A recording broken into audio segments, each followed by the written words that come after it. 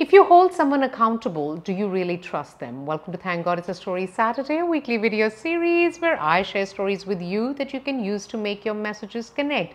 Today's story is from Trust and Inspire by Stephen M.R. Covey.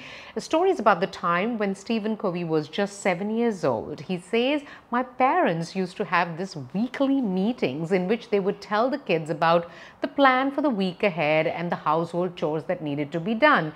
In one of these meetings, he said, my father said, who's willing to take care of the yard in the house? He says, I put my hand up because I loved my father and I'd do anything for him. I didn't really care about cleaning the yard.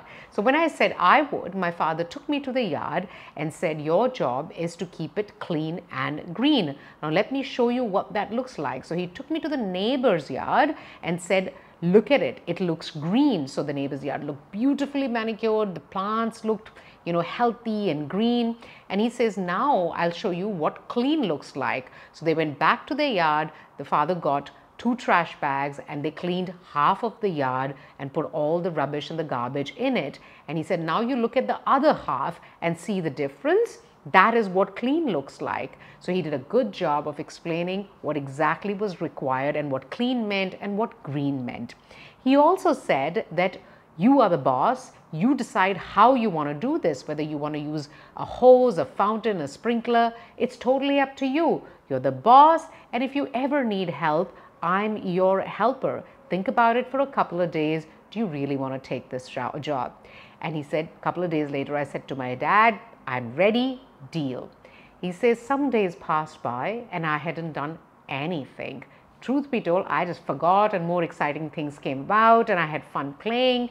So my father watched me not really cleaning the yard, although he felt like he wanted to come in, really scold me and command and control and say, get it done right now. I'm going to hold you accountable for it.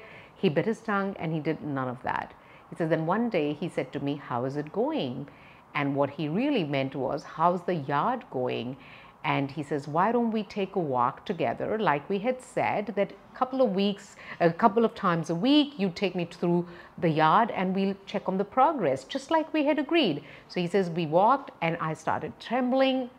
And in my frustration, I said, this is so hard.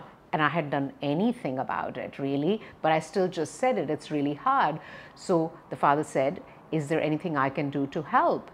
And he said that, remember, I had said to you, if you ever needed help, I'd be there to help you. So he said, I looked at my father and said, yes, if you could help me. He says, my father went and got some bags. We started cleaning the yard and the yard started to look clean.